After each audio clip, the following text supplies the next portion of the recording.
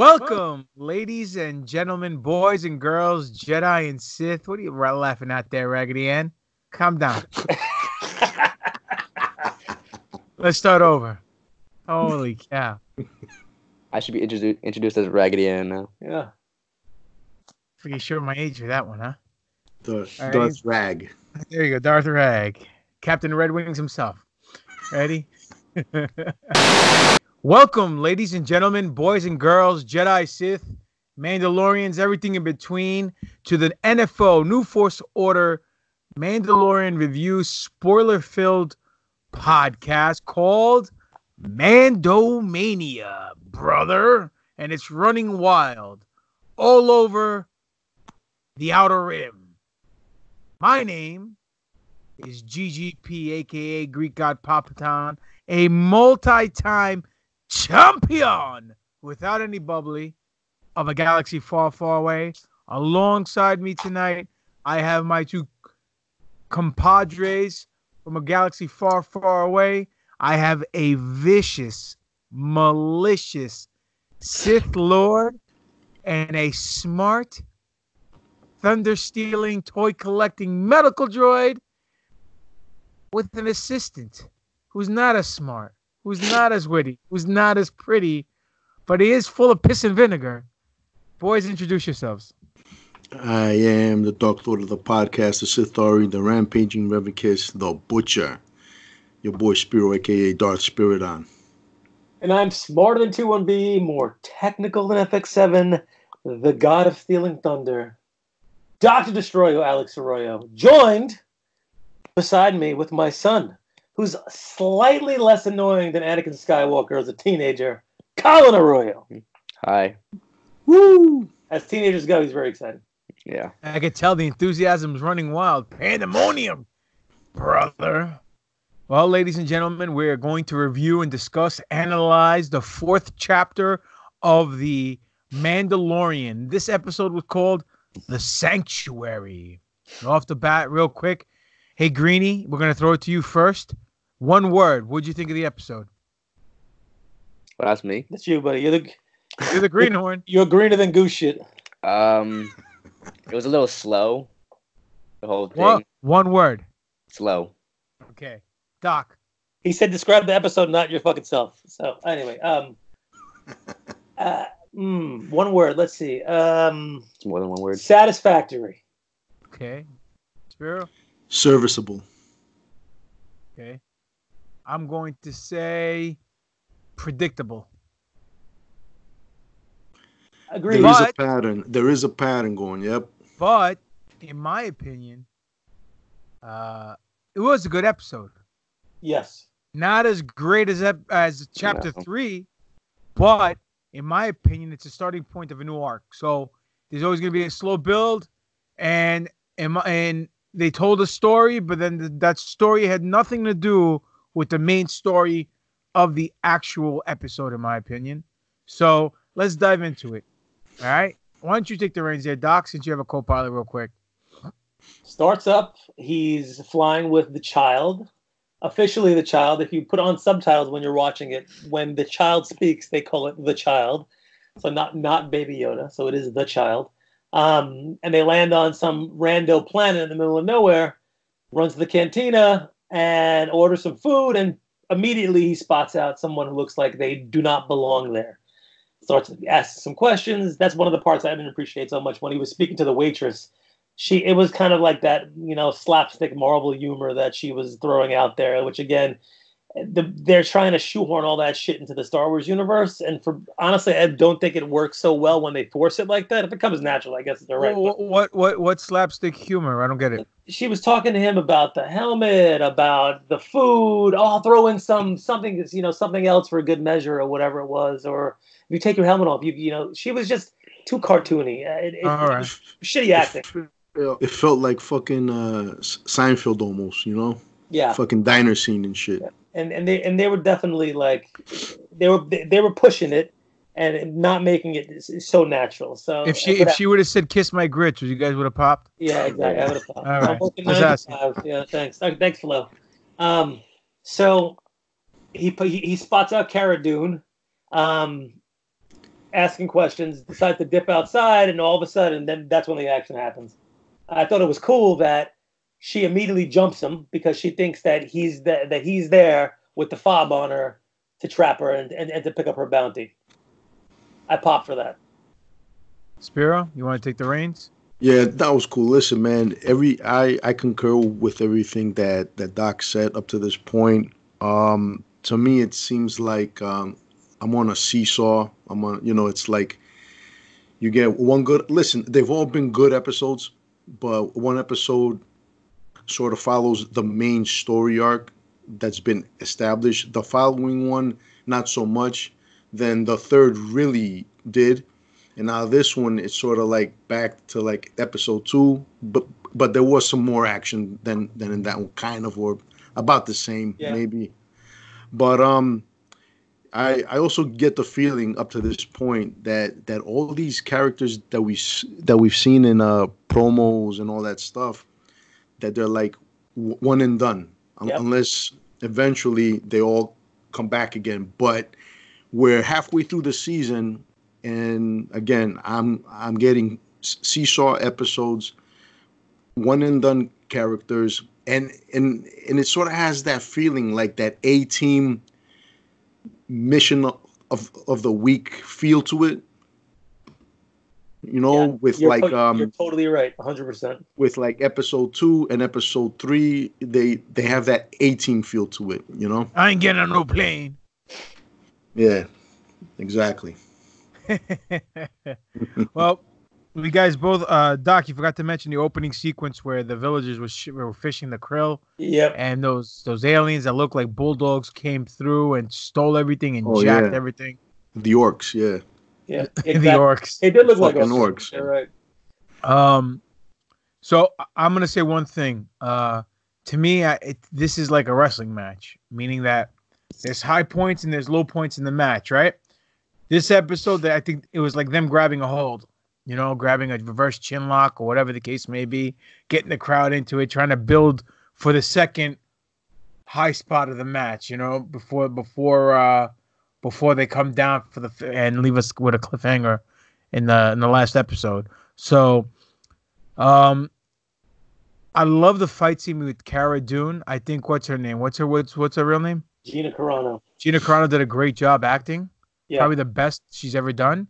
That fight scene when she grabbed him by the throat and she punched him and he did the header. Yep. Dude, that was awesome. She full on punched him in the face too, despite the fact that he's wearing a Beskar helmet. He didn't care. Yeah, and he felt it. And dinged him. You hear the ding off his head. Which means she has some power to her, boy. Yeah, but, she looked like she works stiff, You stole my line. I was about to say that. Tremendous. I'm a disciple of Dr. Destroyer. That's right. So, I'm learning here. hit me with your real punches because your work punches are shit. So, I guess after that, they realized they're both on the same side. Whatever. She explains her backstory. She left. She didn't want to be a shock trooper no more. She wanted to fight. I guess that's when the Empire lost and all they did was diplomatic missions. She didn't want to do it. She bounced. She went AWOL. So that's why she thought there was a fob on her.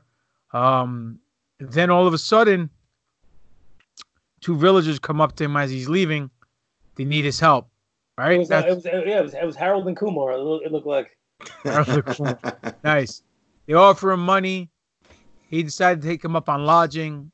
Gives her the money so she can help him out. And all of a sudden, they did a recon mission. And they find an ATST. Probably one of the coolest things in the episode, in my opinion. What'd you guys feel about that? The ATST.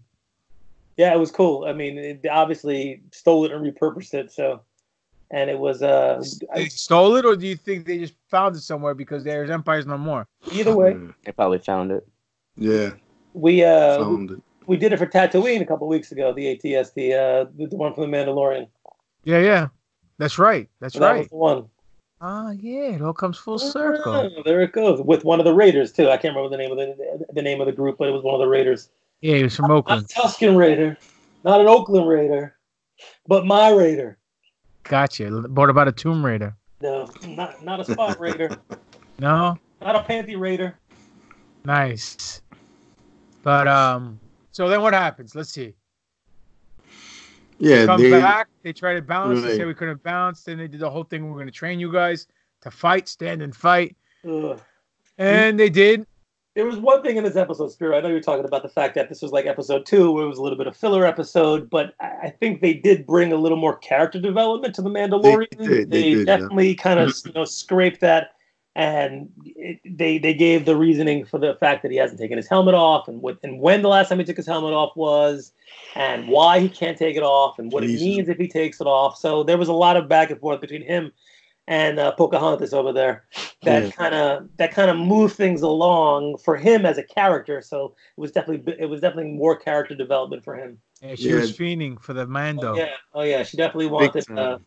Yeah. There were two things from that I got. Number one, this motherfucker is in serious need of fucking tanning, bro. A tanning salon. He must be, because if the last time he took his shit off was when he was a little bit older than those kids that were playing. And the second is, I'm getting the sense that he's not a Mandalorian per se, like a fucking full-blooded Mando, you know. Yeah. I'm getting the sense that he was an orphan. They took him in, trained him, but who knows? He's couple of things. A foundlings. A foundling. Yeah. A couple of things that I deciphered from this episode. I do agree with you, Doc. Great backstory telling, which enhanced character development on the Mandalorian part. I don't think we're gonna get Obi-Wan Kenobi and or Yoda now that I'm thinking about it. I think a Mandalorian saved him from that robot. Right. You know what I'm saying? And then they took him in. And I wouldn't be too surprised if they retcon this whole thing where the Mandalorian that took him in, well, it couldn't really be. Never mind. Timeline doesn't fit. I wasn't gonna say it was gonna be Boba, and then Boba ditched him somewhere, and Mando's got pissed because he left the kid, and that's what makes sense though. But it doesn't because it's the Clone Wars. He was a kid. Depending on the timeline, the exact it could be Jango though. You're right. You're right. No, you see, man, I was gonna say it makes sense because Boba had his like father figure. But no, if that took place during the fucking Clone Wars, then it can't be him then, you know. Unless it's not the Clone Wars. Wait a minute, sorry, but Boba being a clone might have aged faster. Yeah. No, it was untouched. Yeah, that's right. He was untouched clone. Remember? Untouched clone. Yeah, he was untouched clone. No Catholic priests and shit. What? No. More I can say about you, buddy. Unfortunately. Don't take that carrot. You felt the holy water on your face. Don't take that Carrot Top. Give it back to him. Give him a receipt. Well, later. All right. So, do it when it counts. So, what's up? I said there was one thing that I thought was funny. So I'm going to skip to the end for 1 second because this thoughts in my head, and we'll go back. But when the Pocahontas was talking to him and was saying like, you could stay here and you could be happy, your child could be happy, or what do you call it? Your boy could be happy. Yeah, your boy. All I could think about was that if she's looking at Baby Yoda as the son of the Mandalorian, what was she expecting to pull that helmet off? He was gonna pop out with fucking green ears and have a bald fucking green head like Yoda. I was like, what was she expecting to see underneath there? That's what I was waiting for. I was dying. Oh, we got a running over here. Come here. We started. Did you watch the episode of The Mandalorian, Grayson? What do you want to ask the boys about The Mandalorian? About Baby Yoda? Baby Yoda spit out the frog. He did what? Spit out the frog. He spit out the frog. Yes. Frog, yeah. The frog, and then he spit the frog out, right? Why did he do that? Because it's yucky. It was yucky, probably. It's a good chance, though. But do you think Baby Yoda's cute? Yeah. Everybody does. He is. Is he cuter than your sister? Yeah. Oh yeah. Wow, you just buried your sister. That's terrible. All right, say goodnight, guys. Go to bed. Good night, bud. Say may the force be with you. May the force be with you. Say may the force be with you. Yeah, right. Whatever. King in the no cell. Love it. Never work with kids or fucking animals. Oh Nah. man. Well, So I thought that part was funny because what was she expecting to see under that helmet? A Yoda head, and she was in could like, be. Maybe she likes some green. yeah, she was ready to get the green milk. Maybe all over her face, neck, and chest. But So all right. Eh. So I also thought that the part where they were training the That was a little extra. the villagers a little extra. I mean, they're going through their kung fu kata over there where they're like throwing the spears out. I was like, one guy's got it backwards. It's like, all right, how fucking dumb could you be? Come on. Like this episode just felt like a side mission, like a video game, where Yeah. it's just filler stuff leading up to the main story. Like you don't have to do this episode. It's just like a side thing that you just fill to throw in. It was. I agree with you, but I think this basically enhanced and showed the viewer how much honor the Mandalorian really has. You know what I mean? Like it's all about honor for him, and there has to be some kind of ramification where family actually means something to him, because he was really serious about leaving the Yoda there. Yeah. Because you know what I mean. And then that's when the real high spot, the real episode came into play, when the guy almost took Yoda out for a half a second. I honestly thought that the guy sniped Yoda and it took out Baby Yoda, and I would have been like, yo, if they murked Baby Yoda before the merch hit, I would have been some money left on the table. Oh my God. Like, there's no way they would have took him out before the merch came out. I have to admit, a part of me thought like wait a minute, these people are trying to sell dolls here. Why are they going to do that? But another part of me, story-wise, I said, you know what? That's fucking awesome. Yeah, that's no one would expect. Because you're about to see fucking John. Because the Mandalorian's about to take off that fucking helmet. It's gonna be Sylvester Stallone and shit. He's gonna go fucking Rambo, fucking snapping necks. Yeah, John Wick and fucking Stallone, bro, combined. But a part of me felt like yeah, you know what? That's actually good. It's unexpected, and way to fucking end the episode. Yeah. But no, Cara Dune saved them. I knew that shit wasn't gonna happen.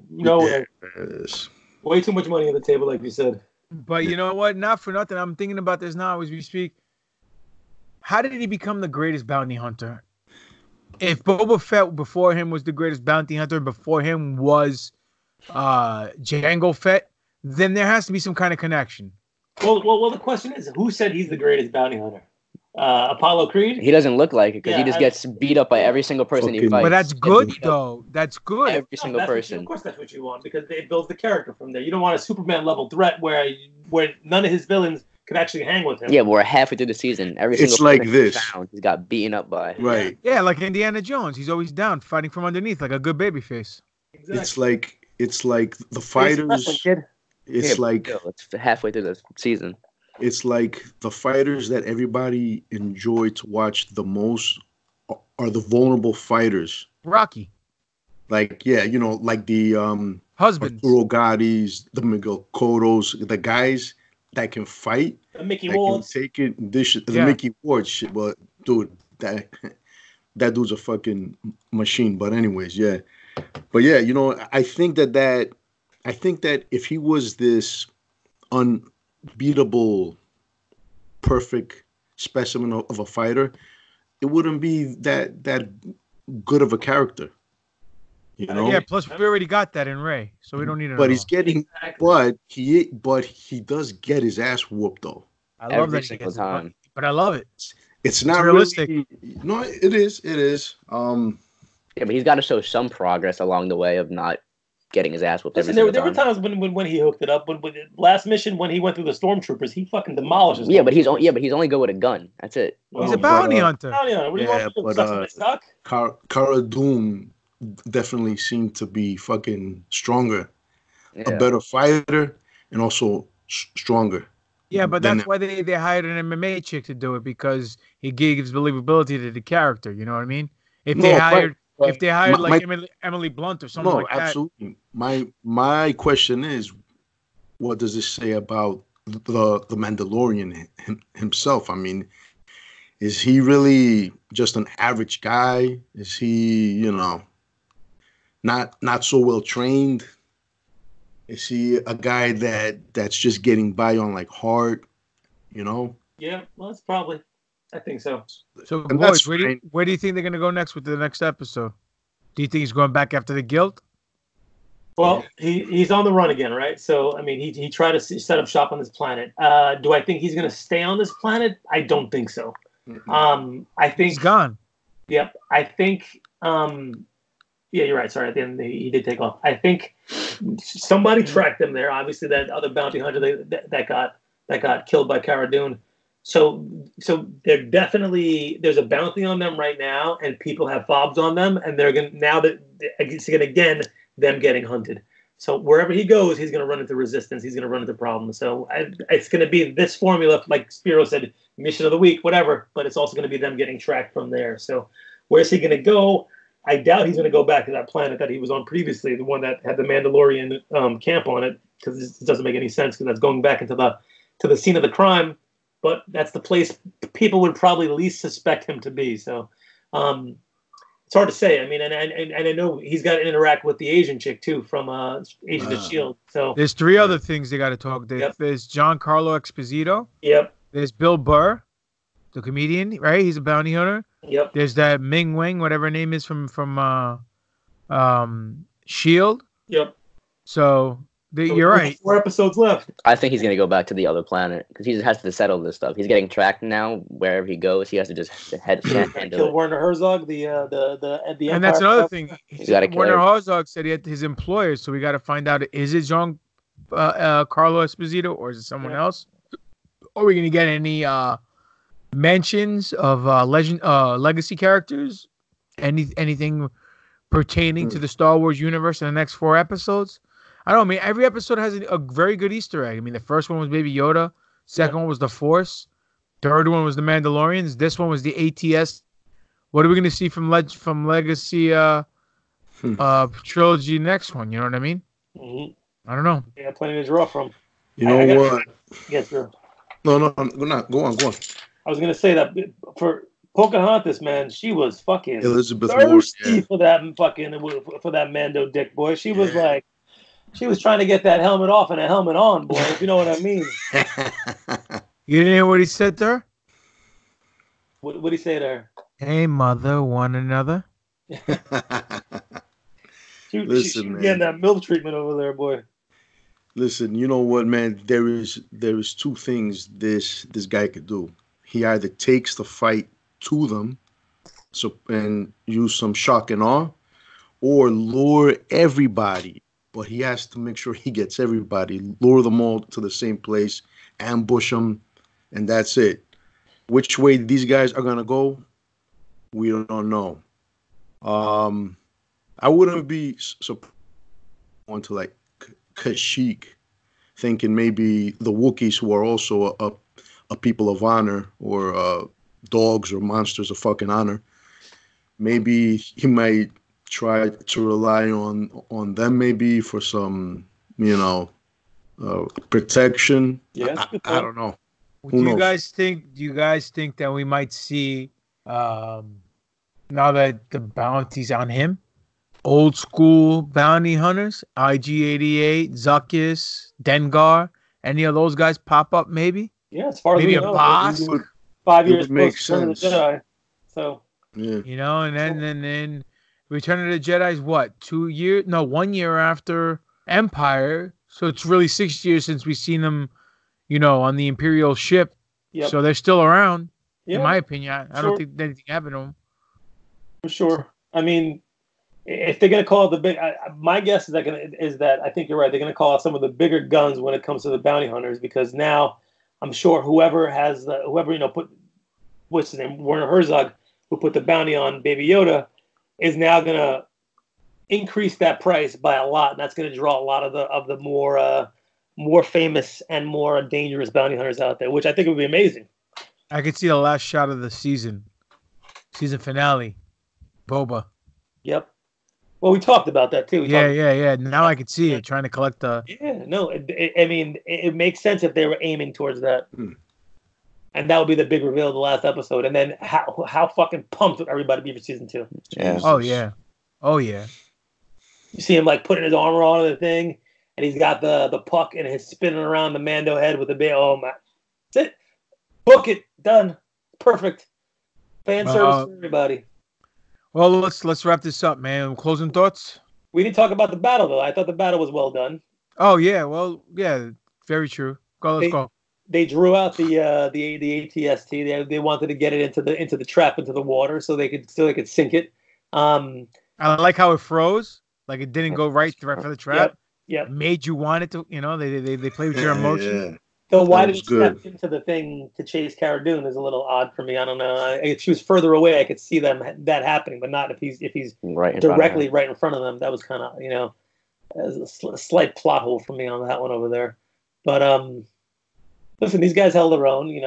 They were well equipped from the armory that the Mando reacquired from the Jawas, because all that stuff got jacked from them initially. They never explained how Pocahontas was a good shot. Yep. Yeah. But he did give her a little nod when she was hitting those things. He was like, "Yeah." I'll let you. I was expecting them to reveal that she was a Mandalorian herself from former life or some shit, or exile and shit. That's why she was so hot on him. Probably. Yeah, but then also a good shot. But then she would know about the helmet gimmick. Yeah, she didn't know about it. She would reveal that. He did take the helmet off to eat. No, she did know. But I think she did know. But this is what I don't get. In Clone Wars and Rebels, all the Mandalorians took off their helmets in front of anybody else. So this whole not taking off your helmet and revealing your face to others, it's new. That is the way.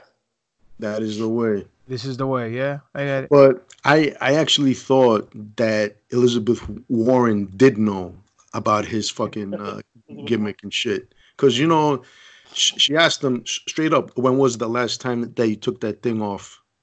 Like she knew.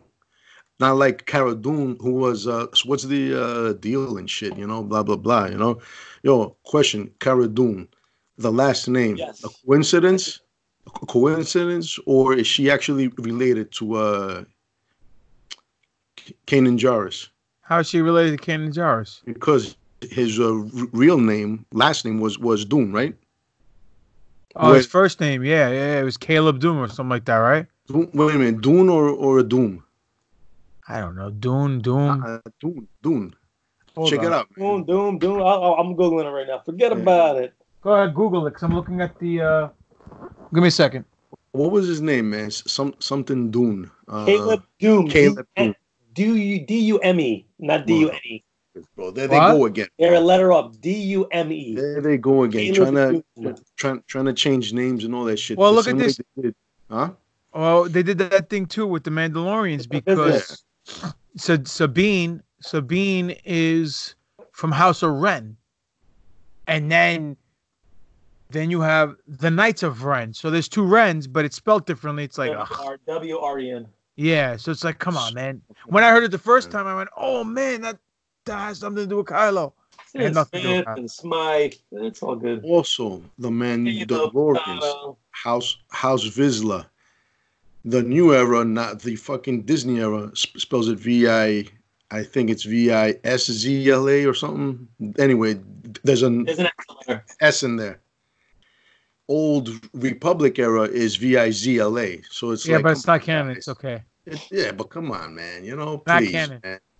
Every give me time a fucking break, man. Says the same exact thing. Yeah, come on, man. Give me a fucking break. Come on. Yo, if you're going to take shit from that canon or non-canon, just fucking listen. Make it canon. Fuck it. Taz with two Z's, okay? Exactly. We changed it. Copyright's different. It's all good. Jesus Christ. All right. Man. Closing thoughts. Scale of 1 to 10. What do you give this episode? 7. I give it a 7 as well. I'll say 7 too, because man, they did have some action in there. It was still good, and the character development and all that shit. Well, I think we're at 7 across the boards, because I was going to give it a 7 as well. Again, filler episode. Had to start slow. Put them in a hold. Get the slow clap going. So it's also interesting that bring the crowd up. Now he knows that he can't abandon Baby Yoda at any point. So now he's stuck with this thing. It was just too predictable. My question is, though, we have 4 episodes left, right? And then we get Rise of Skywalker. What the hell is going to happen with this Baby Yoda thing? This thing is over like Rover. No way. No way. Not in a million years, man. That is a merchandising landslide right there. Yeah, but that would set off season 2 so well. Every time I saw Baby Yoda's episode, I'm like,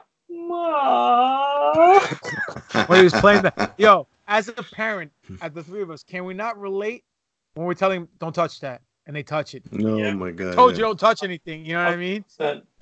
100%. But every time they panned him, he had a different little face on, a different little expression, and like the kids are hugging him, and he's like, yeah, it was great. Oh, I popped even the scene with the frog, dude, when he spit it out, as your kid was saying, that was great because you saw it. He's like, oh, he's gonna eat that thing. He's gonna eat it, and he spits it out. You're like, oh, he didn't eat it. Yeah. Like it was like Chewie with the porg. He didn't eat it, even though I wanted him to eat it right in front of that other porg. You know?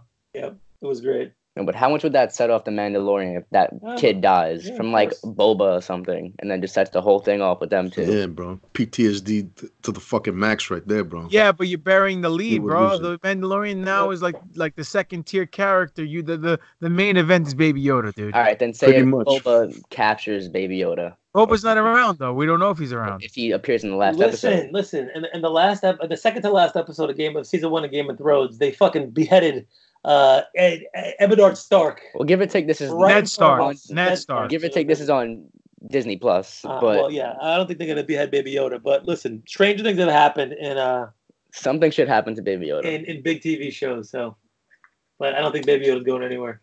Maybe not dying, but he's the John Cena of this show. So the question is, do you think we're ever going to see the Mandalorian without his helmet? I don't think it's going to happen for a long while. I think they're going to run this gimmick. It shouldn't, man. They need to let this shit. They need to like drag it out.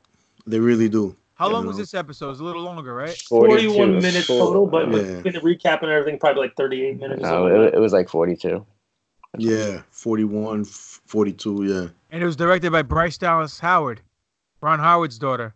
She's a hottie. So it was a good episode, but it was, like I said, it was very predictable. Very, like we said, it was like a subplot within a plot, like a side mission of a video game. So, whatever. I'm pretty sure next episode it'll be better build up and everything else. I also think he's a little too kind-hearted. He is very kind-hearted. One thing that I want to add before we go, and this also has to do with the whole, are we ever going to see him without his helmet? If you want to see this motherfucker lose his helmet in the very next episode, make sure it's Rian Johnson directing it. Oh, stop it. Yes. Mark my words. The episode that he wants to gets his hands up. Exactly. In that episode, you're gonna see this motherfucker lose his helmet. You're probably gonna see fucking something happen to fucking Yoda and shit. You can't spell Mandalorian without R-I-A-N, baby. You know that. Nice. Where'd that come from? It's at the end. You put the Ryan and Mandalorian. And also, I heard Kathleen Kennedy may be directing an episode. It's going to be called The Woe Mandalorian. Jesus Christ. So the whole helmet thing, they could like knock it off in like a fight or something. You're fucking stepping on my jokes, bro. What do you I don't give a fuck about your jokes. I don't give a fuck about your jokes. Wow. Wow. What were you saying now? Go ahead. Dad jokes over here. Shut up. They could like knock his helmet off in like a fight or something and like do it the whole that way. And not just him just take the whole thing off and make it like a whole big. He'd be a bitch though if he did that. What is he gonna take his helmet off and be like, no, dude, this guy got hit by a rhinoceros beast thing and that helmet didn't come off. That helmet's not coming off if someone punches him. Yeah, but you know how it works in fucking TV and all that shit, bro. Somebody's gonna blow in his ear, and that shit's gonna go flying a mile away. Watch, bro. Fucking the rhinoceros couldn't do it. Cara Dune couldn't do it. Fucking, but that's gonna do it. Watch. Mm-hmm. Yeah, and then like the episode ends, and then it's a whole. The funny thing about Jango Fett is that his helmet took him off. Yeah, exactly, man. Nice. All right, ladies and gentlemen, let them know. Wait. So technically, Jango Fett's good then because his face was never revealed. See? He never took his helmet off. Yeah, exactly. Right. Because, so it stayed on even after he was decapitated. Yeah. So he's good still. All right. Anyways. Good point. Let them know where they can find you guys at. You can find me at Instagram, Dr. _Destroyo, DESTRROYO, Facebook, Alex Arroyo, Twitter, Alex Arroyo MD. You can find my co-pilot over here on his Instagram, Colin _ is it underscore? No, Colin 815 at 00, some shit like that. On Instagram. Whoa. Colin 81500. Yeah. What's the 81500 for? My birthday. That's the amount of penises he sucked in his life. And that too. It's actually 801 now. Yeah. Oh, nice. Okay, Spiro, moving forward. Yes, Spiro _ A on Instagram. Also, Darth _ Spirit on. Handsome Reaper on Twitter. HandsomeReaper@gmail.com is my email. Send me your love mail, but please send me your hate mail. You can find me at Greek God Papadon on the Twitter machine. Greek God Papadon on the gram of Insta. Demetrius Papadon on the Book of Face. Greek God Papadon's YouTube channel and Pro Wrestling Tees / Greek God Papadon is the Pro Wrestling Tee store where you can get your GGP t-shirts. You can get 3 of us together at NFO _ podcast on Twitter, New Force Order on Instagram, official New Force Order on the Book of Face. Our website is www.newforceorder.com. What's so funny, Carrot Top? It's a photo. Nothing you don't want to see. All right. Email newforceorder@yahoo.com. Catch us on Tuesday. We'll record episode 39, right? 39? Yep. 39. 39 of New Force Order. For life. For life. Anyway. This has been another exciting, action-packed, fun fact-filled episode of I can't even say it. The Mandomania show. So what you gonna do, brother, when Mandomania is running wild all over you? Ooh, yeah.